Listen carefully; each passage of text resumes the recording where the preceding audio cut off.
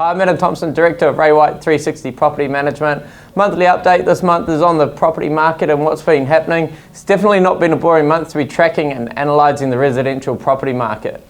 With Jacinda Ardern ruling out any possibility of a capital gains tax, and ended with the Reserve Bank cutting the official cash rate to 1.5%, the lowest New Zealand has ever seen in history.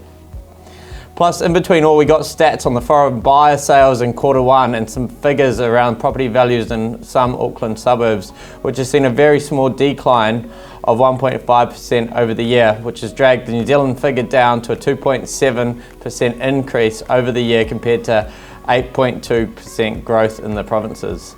The weakness in Auckland is undoubtedly an affordability issue, with investors finding it more difficult to make the sums work at the moment. Meanwhile, foreign property investors have had their activity curbed following the foreign buyer property ban in October last year, which has seen sales decline from foreign property investors from around 3% to 1%, which means now only every 1 in 100 homes is sold to an offshore investor. This elimination of the marginal buyer will have an impact on the market at the top end. However, at the moment, the biggest impact seems to be on days to sell, which is looking at an average now of 47 compared to 27, 24 months ago.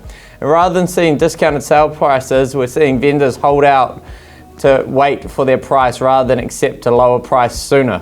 There has been reports of the median house price dropping by tens of thousands of dollars and 30% in Mount Albert, which actually was only 1.1%. So don't be alarmed by these statistics.